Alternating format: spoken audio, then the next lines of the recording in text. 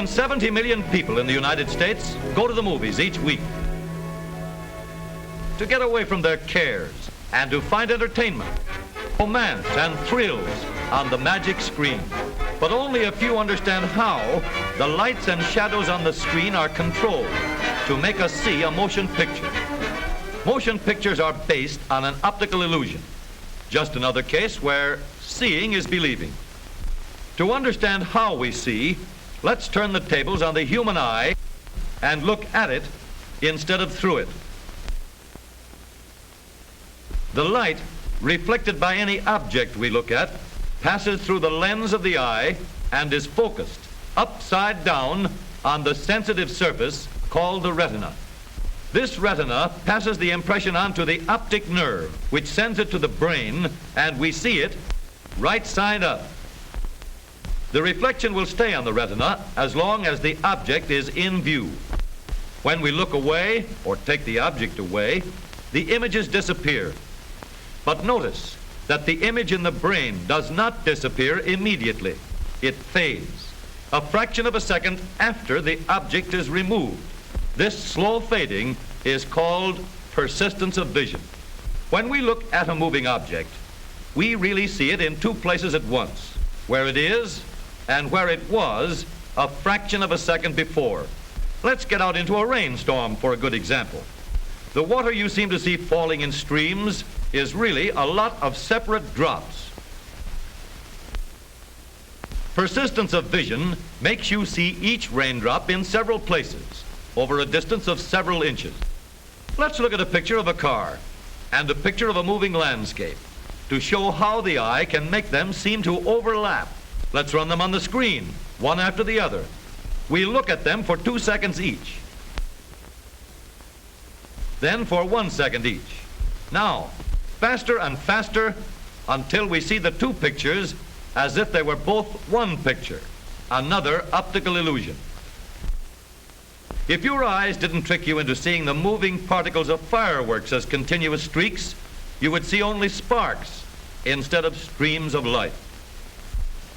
Persistence of vision is the principle which makes movies possible. A motion picture is really only a fast series of still photographs that overlap in your mind. Tracings of two of these still photographs, placed one on top of the other, show that each of the two photographs has caught the press in a slightly different position. Here is the way the first photograph looks. This is the way the second photograph looks. Now let's take the complete series in rapid succession. Faster. Persistence of vision makes us see two pictures at once. As a result, there is an appearance of motion. So motion pictures are just still pictures joined together on a long strip of film. The more still pictures we get while the action is going on, the smoother it looks. If we want to slow down the motion of something that goes fast, we speed up our camera and make, say, 5 times as many pictures per second. We have slow motion when they are shown on the screen at normal camera speed. Now, here is a motion picture film, 1,000 feet, 16,000 separate photographs. Let's tidy up this tangle of film by putting it on a reel.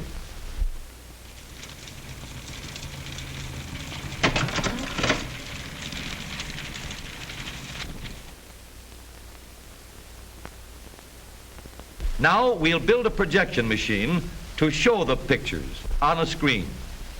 The film unwinds from the reel and rewinds onto another reel after it runs through the projector.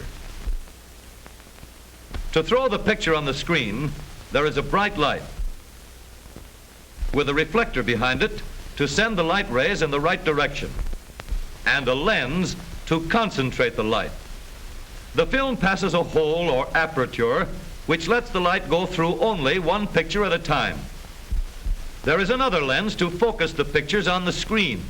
By adjusting the lenses, the picture can be made sharp and clear.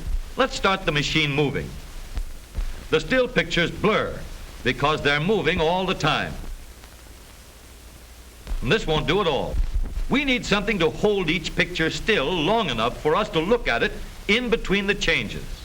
When the film is started and stopped in rapid succession, the eye sees the changes being made and the result is streaks instead of movies. So we need a shutter to cut off the light while every change of picture is being made, and let light through only while the film is standing still. Surprising as it seems, you never see a motion picture while it is actually moving. The only time a movie moves is when the shutter keeps you from seeing the change of picture.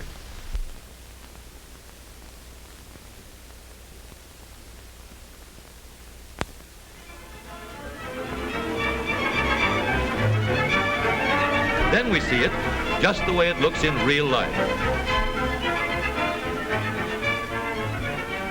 Now we have the important parts of a projector for showing motion pictures on the screen.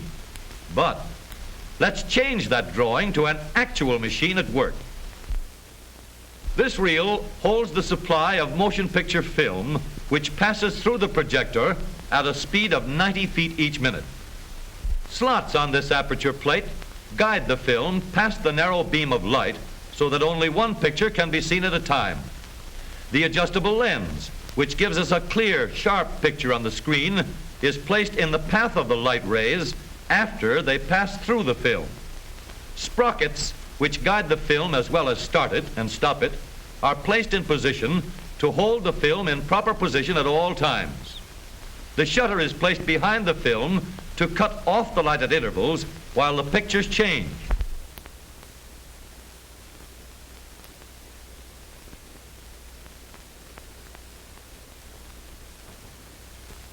And now, when you see motion pictures, you get a true picture of what really happens. A picture that you could never see in any other way.